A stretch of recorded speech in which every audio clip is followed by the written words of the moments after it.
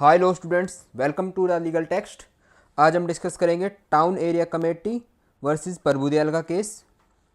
इसके पहले फैक्ट देखते हैं। इसमें प्लेंटिफ का कहना होता है कि उसकी 16 दुकानें को डिमोलिश कर दिया गया है। किसके द्वारा? टाउन एरिया कमेटी द्वारा। टाउन एरिया कमेटी के द्वारा उनकी 16 दुकानों को डिमोलिश कर दिया गया, जो कि पुराने फाउंडेशन पे थी और पुराने जो मतलब जहाँ जो दुकानें बनी थी, जैसे यहाँ दुकानें बनी है, तो इनकी जो नीचे की जो सतह थी ना, जो नीचे की जो फाउंडेशन था, वो पहले कोई पुरानी बिल्डिंग थी, उसके ऊपर दुकानें बनाई थी, तो इसलिए उन्होंने डिमोलिश कर दी टाउन एरिया कमेटी ने। प्लेंटिफ का कहना ये था कि जो डिफेंडेंट है ना, टाउन एरिया कमेटी, उन्होंने इलीगली डिमोलिश किया है इन चीज़ों को, जो कंस्ट्रक्शन तो, और उसे 1000 रुपये का लॉस हुआ है। तो ये कहता है कि मुझे उसका 1000 रुपये का जो लॉस हुआ है मुझे दिया जाए टाउन एरिया कमेटी के द्वारा। और उसका दूसरा कंटेंशन ये थी, उसे केवल जो नोटिस है वो केवल 2 घंटे पहले दिया गया, जो कि 186 म्यूनसिपैलिटी एक्ट के अकॉर्डिंग ये बॉडी गवर्न होती है, जो ये टाउन एरिया कमेटी है। तो उसके अकॉर्डिंग उन्हें केवल 2 घंटे का टाइम दिया गया है, 2 आवर्स, जो कि सफिशियंट नहीं है, रीजनेबल टाइम नहीं है। कि जैसे कि तुम्हारे घर कोई आए 2 घंटे पहले नोटिस के कि आप या तो हमारा सामान हटा लो या खाली कर दो, या नहीं तो हम तोड़ देंगे, और 2 घंटे बाद कोई तोड़ दे, तो ये रीजनेबल टाइम नहीं है ना आपके पास। और उसने ये भी कहा, प्लेंटिफ ने, कि जिस टाइम ये नोटिस दिया गया ना, जो नोटिस सर्व हुआ है, उस टाइम वो आउट ऑफ स्टेशन था, कि मतलब शहर में था ही नहीं वो बंदा, तो उसको तो नोटिस का पता ही नहीं लगा। और फिर उसका एलिगेशन ये था कि जो भी काम हुआ है ना, ये मालाफाइड है, एक्शन मालाफाइड है, कि किसी की इल विल के हिसाब से हुआ है, कोई बदला ले रहा है, ये कहना चाह रहा था वो, कि कोई किसी की इंटेंशन ठीक नहीं, उस वजह से ये काम किया है।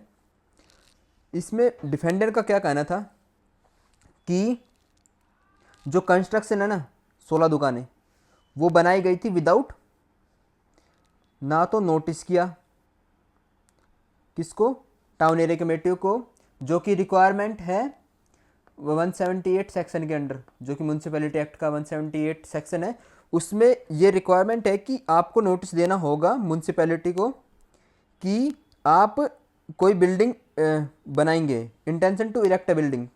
और दूसरा क्या कहा कि उन्होंने नेसेसरी सैंक्शंस नहीं लिए सेक्शन 180 के, कि कोई नेसेसरी सैंक्शंस जो लेने होते हैं, कि जो पासिंग की है बिल्डिंग उसके लिए परफेक्ट है नहीं है, उसका जो जो जैसे हम बना उसको ये बना के देंगे कि जैसे ये कोई डायग्राम है, जो मतलब स्ट्रक्चर है, कि उसके हिसाब से तो स्ट्रक्चर को पास करेंगे तो सैंक्शंस अलाउ करेंगे, तो वो भी नहीं लिए उन्होंने।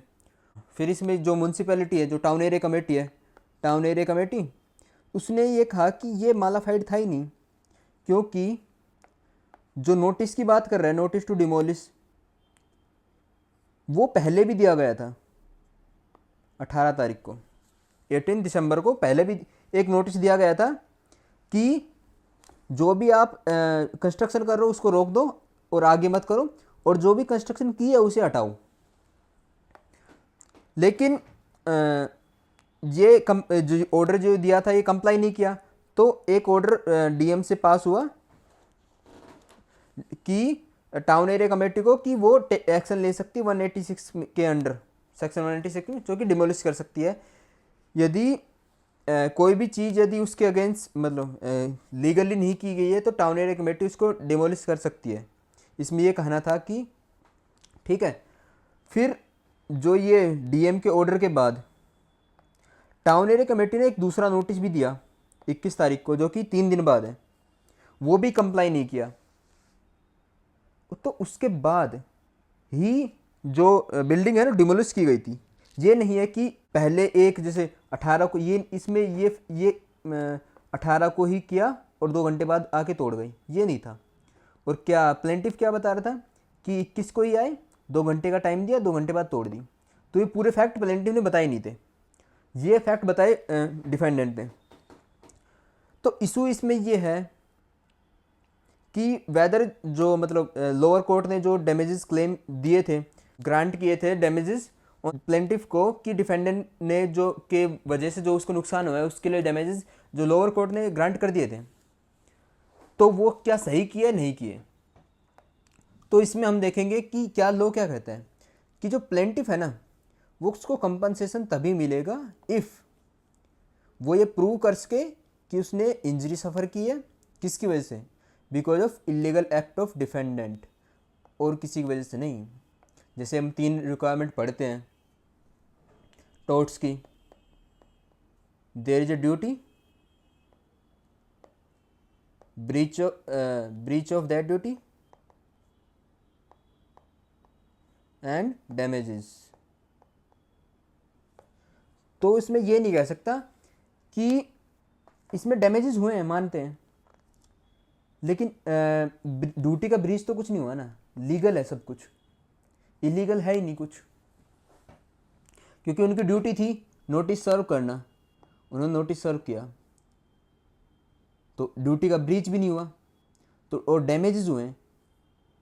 तो देखो, देयर इज अ ड्यूटी है नोटिस सर्व करना, breach of that duty, breach तो हुआ ही नहीं, लेकिन डैमेज हुए हैं, तो क्या तीनों रिक्वायरमेंट फुलफिल नहीं हो रही, तो ये टोर्ट अप्लाई नहीं होगा। क्योंकि यदि कोई इसमें ये है कि यदि कोई लीगल एक्ट है, चाहे वो मैलाइस से मोटिवेटेड हो कि तुम बदला लेने के लिए कर रहे हो, लेकिन यदि वो लीगल एक्ट है ना, तो जो काम करने वाला जो एक्ट कर रहा है वो बंदे को लायबल नहीं करेगा डैमेजेस पे करने के लिए, यदि वो एक्ट ही लीगल है तो। ठीक है, इसमें जूरिस्ट है सालमन, उनकी ऑब्जर्वेशन भी देख लेते हैं एक बार। उन्होंने एक एग्जांपल देके बताया था कि यदि एक कोई लैंडलॉर्ड है, कोई मालिक है, यदि वो वैलिड नोटिस देता है किसी भी टेनेंट को कि वो खाली कर दे जगह को, चाहे वो किसी भी वजह से दे रहा हो, चाहे वो अपना बदला लेने के लिए दे रहा हो, कुछ भी कर रहा हो, लेकिन उसका वैलिड नोटिस दिया ना उन्होंने, तो उसको वो चैलेंज नहीं कर सकता कि ये बेसिस है कि मतलब मुझे पनिश करने के लिए कहना चाह रहा है या कुछ, उस बेस पे हम चैलेंज नहीं कर सकते यदि उसने वैलिड नोटिस सर्व किया है तो।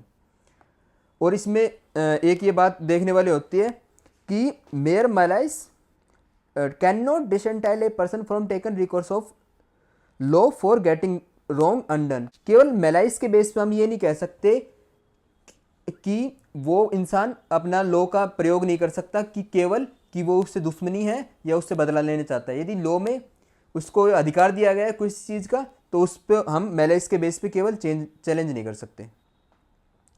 इसमें जो मेन कंसेप्ट है उसको भी देख लेंगे कि डैमनम साइन इंजूरिया, डैमेजेस